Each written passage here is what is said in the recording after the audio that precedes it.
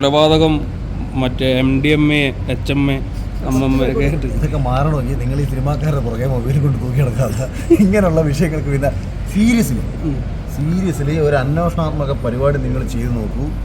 നമ്മുടെ സ്കൂളുകളിലും കോളേജുകളിലും നിങ്ങൾ പ്രതീക്ഷിക്കുന്നതിനപ്പുറം ഭീകരമാണ് അവസ്ഥ.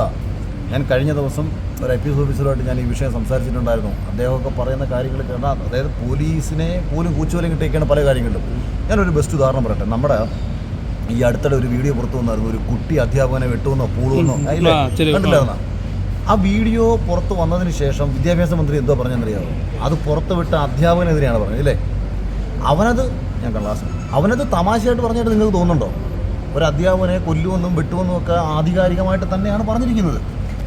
അപ്പം ഇത് പറയുമ്പോൾ നടപടി എടുക്കേണ്ടത് ആരാണ്? സ്കൂളുകളിൽ നടപടി എടുക്കണം. ഇന്ന് നമ്മുടെ കൊച്ചിയിലെ പ്രമുഖ സ്കൂളുകൾ ഉൾപ്പെടെ എല്ലാ ക്രൈമും മറച്ചു വയ്ക്കുക. ആ സ്കൂളിൻ്റെ ഡിഗ്നിറ്റി പോകാതിരിക്കാൻ വേണ്ടിയിട്ട് ഇവർ ഈ ക്രൈമുകളൊക്കെ മറച്ചു വയ്ക്കുക. അതുകൊണ്ട് ഈ നമ്മൾ ഉദ്ദേശിക്കുന്നതിൽ അപ്പുറമാണ് കാര്യങ്ങൾ പോയിക്കൊണ്ടിരിക്കുന്നത്. ഈ നമ്മൾ ചില സോംബി സിനിമകളൊക്കെ കണ്ടിട്ടില്ലേ?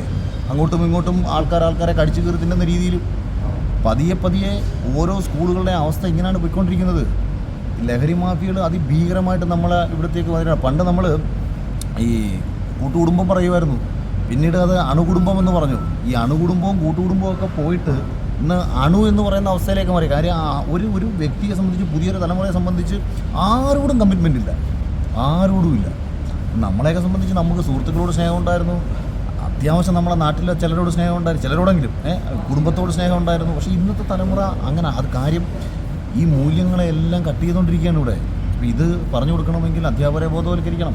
ഇനി അധ്യാപകരെന്തുകൊണ്ടാണ് പേടിക്കുന്നറിയോ? ഇവിടുത്തെ ബാലാവകാശ കമ്മീഷനും നമ്മുടെ ചൈൽഡ് വെൽഫെയർ കമ്മിറ്റിയും ഇതെല്ലാം അൾട്ടിമേറ്റ്ലി ചെയ്തുകൊണ്ടിരിക്കുന്നത് കുട്ടികളുടെ സംരക്ഷണം എന്ന് പറഞ്ഞിട്ട് നല്ല ഒരു വിഭാഗം അധ്യാപകരെ വാമൂടി കിട്ടിക്കഴിഞ്ഞു.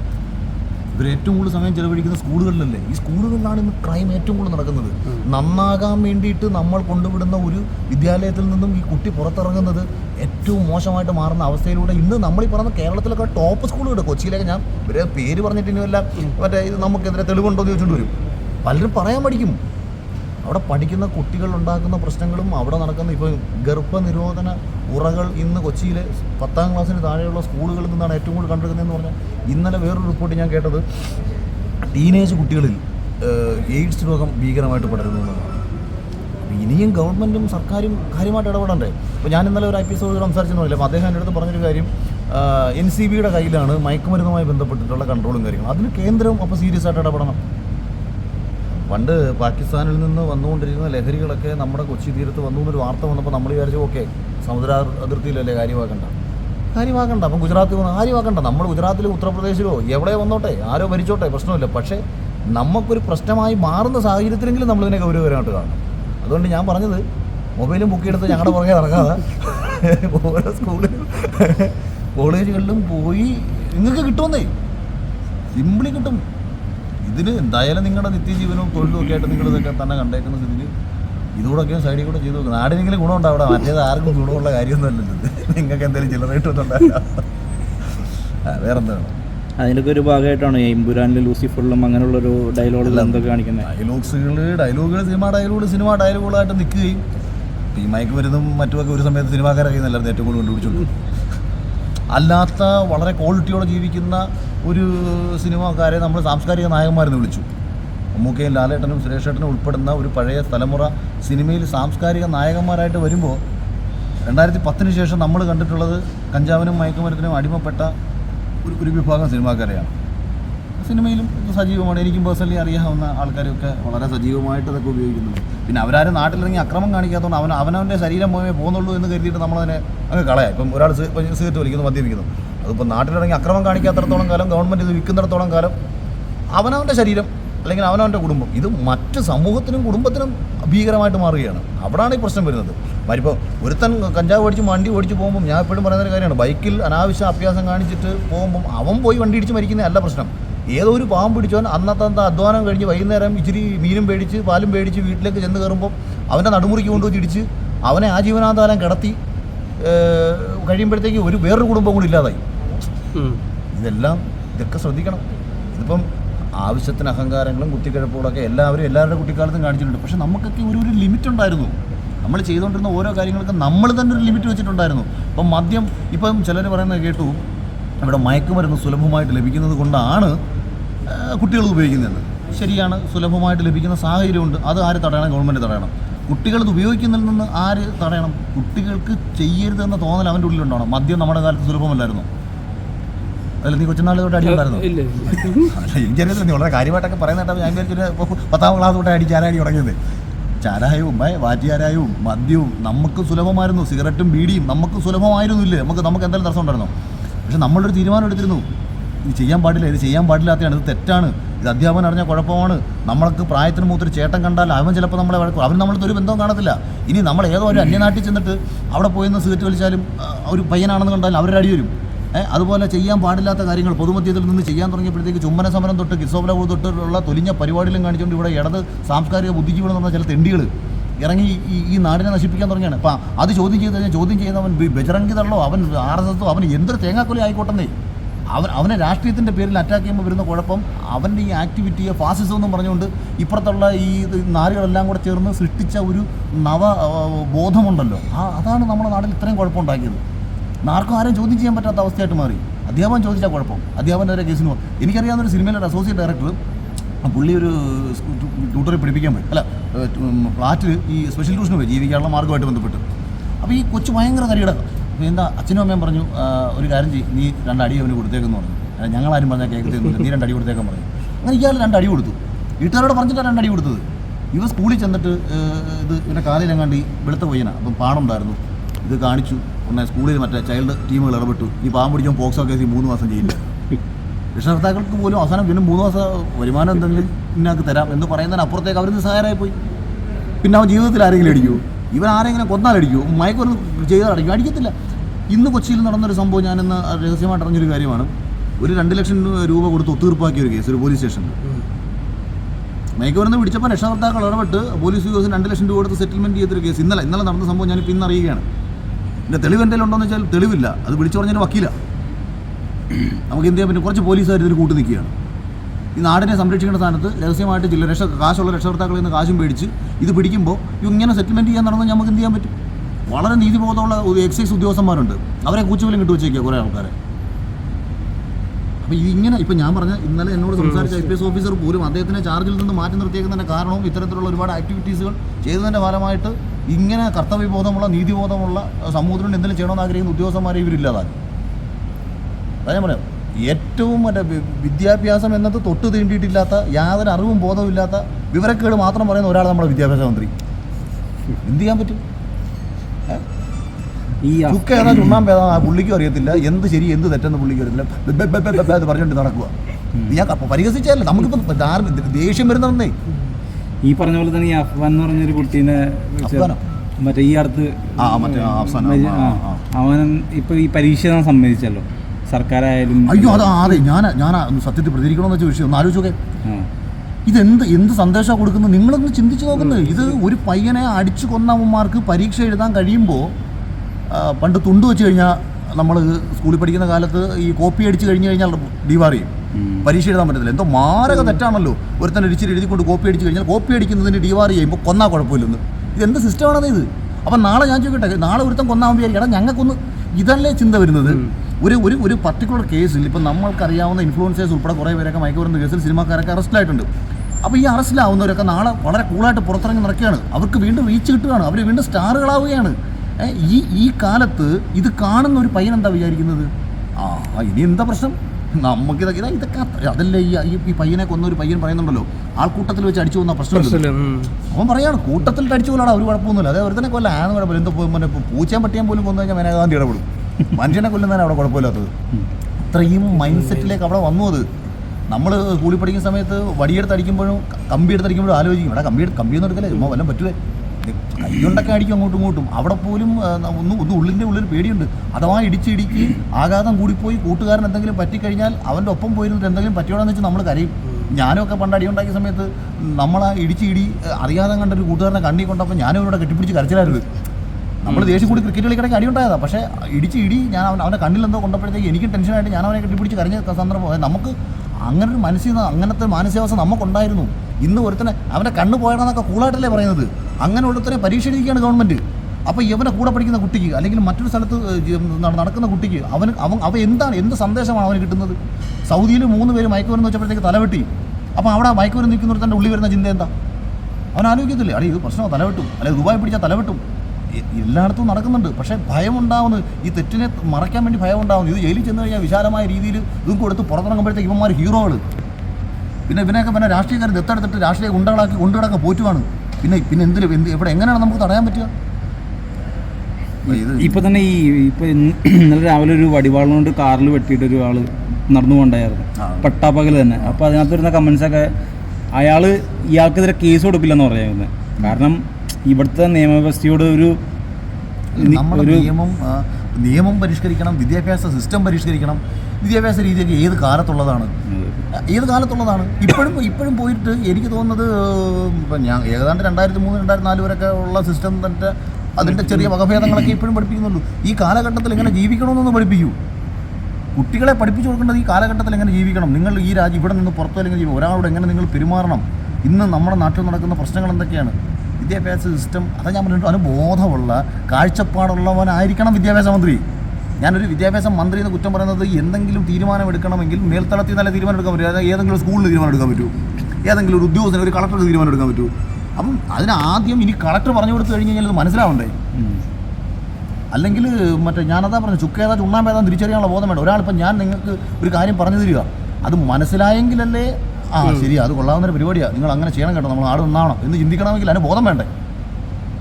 കുട്ടികളെ കയ്യിൽ കുട്ടിക്കാലം തൊട്ടേ വടിയും എടുത്തു കൊടുത്ത് അക്രമവും കാണിച്ച് കുട്ടികളെ ക്രിമിനലാക്കി മാറ്റുന്ന പണി. എനിക്ക് പണ്ട് തൊട്ടേ ഈ സ്കൂൾ കാലഘട്ടത്തിലുള്ള രാഷ്ട്രീയത്തോടൊക്കെ പണ്ട് തൊട്ടേ വലിയ യോജിപ്പില്ലാത്ത ഒരാളാണ് ഞാൻ. കാര്യം തലച്ചോറുദിച്ചിട്ടില്ലാത്ത പ്രായത്തിൽ രാഷ്ട്രീയം എന്ന് പറയുന്ന വിഷം, വിപ്ലവം എന്ന് പറയുന്ന വിഷം കുത്തിവെച്ച് കൊടുത്ത് ഒരു കുഞ്ഞിനെ നശിപ്പിക്കുന്നതിന് പോലെ തന്നെയാണ് ഇതെല്ലാം.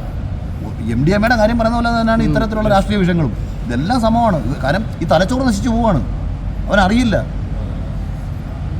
ഇത് ആര് ചെയ്താലും കേട്ടോ, ഇത് SFI-കാരൻ ചെയ്താലും, ഇത് RSS-കാരൻ ചെയ്താലും, ഇത് കോൺഗ്രസ്സുകാരൻ ചെയ്താലും, ഇതല്ലാതെ എനിക്ക് പ്രത്യേകിച്ച് രാഷ്ട്രീയ വ്യത്യാസമൊന്നുമില്ല. ഇത് ഏത് ഒരു കാരണവശാലും തലച്ചോറ് ഉദിക്കാത്ത പ്രായത്തിൽ ഒരു തരം വിഷങ്ങളും സ്വയം ചിന്തിച്ച് ബോധ്യപ്പെടണം.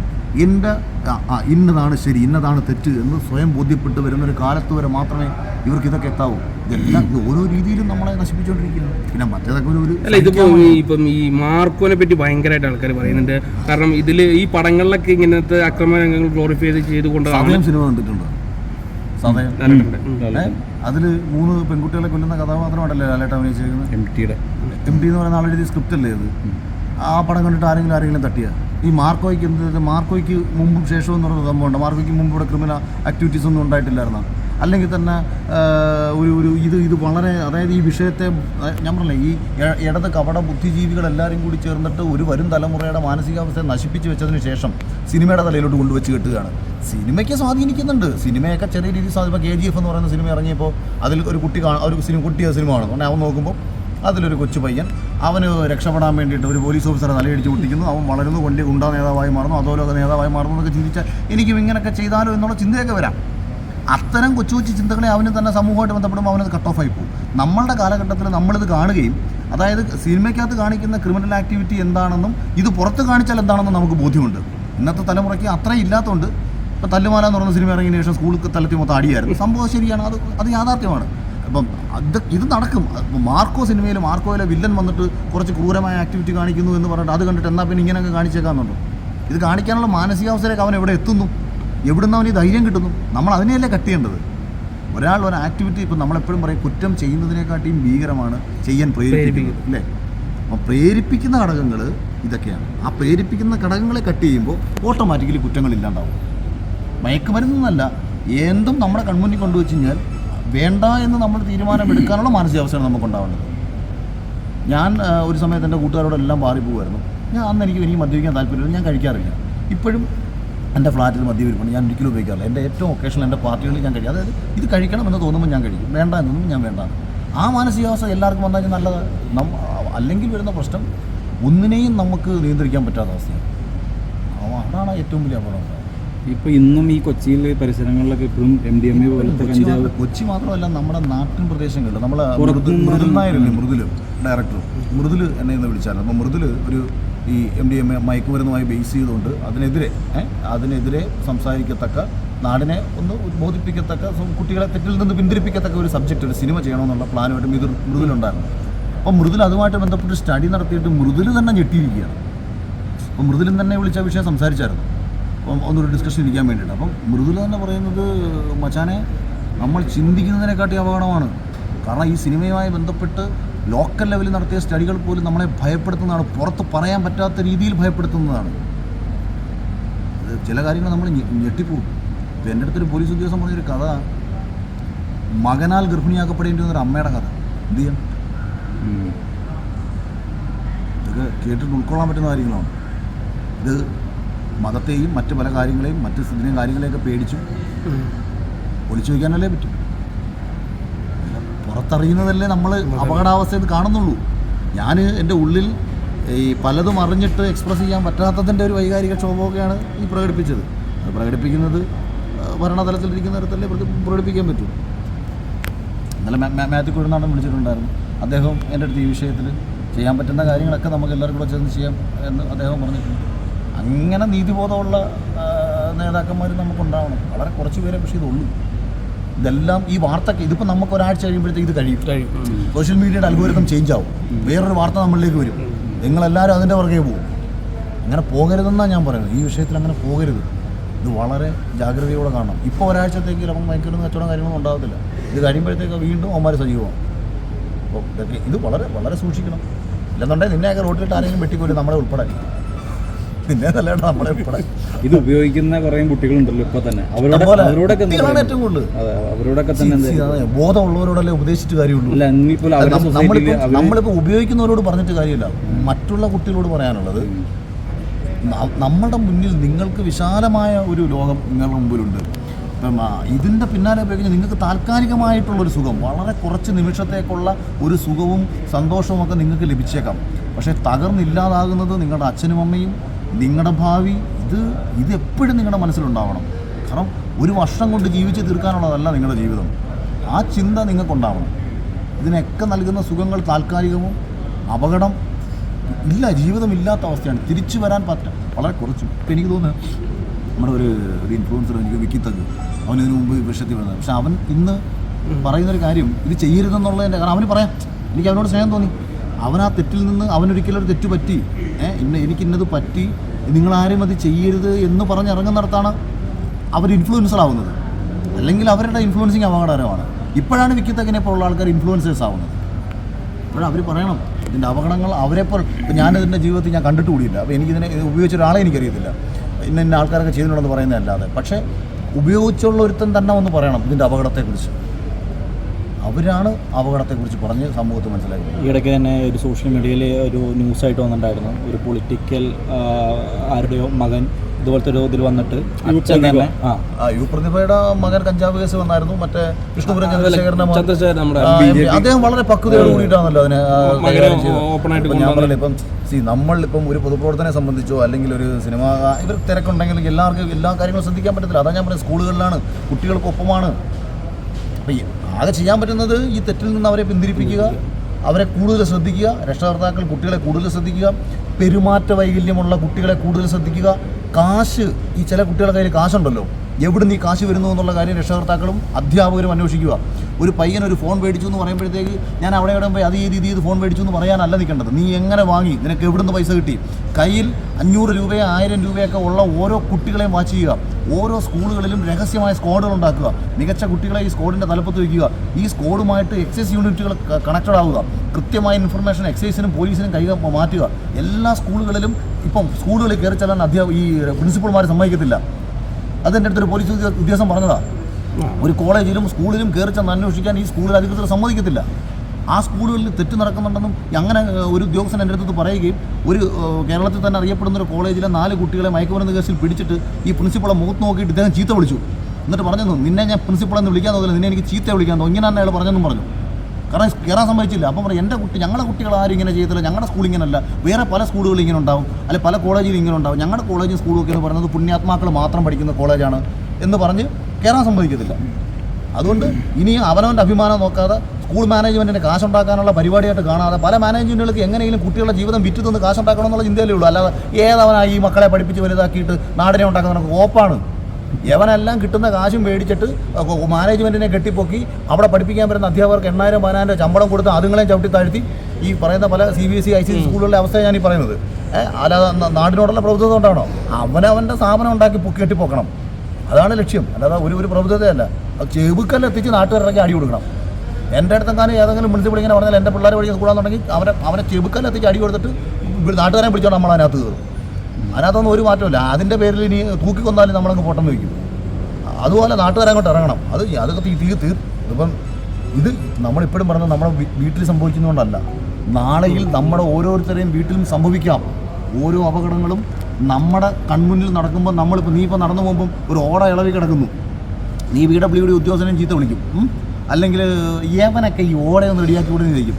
നീ വീട്ടിൽ ചെല്ലുമ്പോൾ പറയുക നിൻ്റെ അനിയനോ ചേട്ടനോ അച്ഛനോ ആ ഓട വീണ് കാലൊടിഞ്ഞെന്നോ മരിച്ചെന്നോ പറയുമ്പോഴേതായിരിക്കുന്നത് ഈശ്വര അത് എൻ്റെ കൺമുന്നിൽ കണ്ടൊരു തെറ്റാണല്ലോ, അത് ഞാനൊന്ന് ആ സ്ലാബ് നീക്കിയിട്ടിരുന്നെങ്കിൽ എൻ്റെ ആൾക്കാർക്ക് പറ്റില്ലായിരുന്നു നമ്മൾ ചിന്തിക്കും. അപ്പോൾ നമ്മൾ ചില തെറ്റുകൾ നമ്മൾ പ്രതികരിക്കണം. നമുക്ക് എല്ലായ്പ്പോഴും MLAയും MP-മാരും മെമ്പർമാരും വന്ന് പ്രതികരിക്കലോ നടക്കത്തില്ല. ചിലത് നമ്മൾ കണ്ടാൽ നമ്മൾ പ്രതികരിക്കണം. ഇന്നലെ ഒരു ഇൻസിഡൻറ്റ് നടന്നു.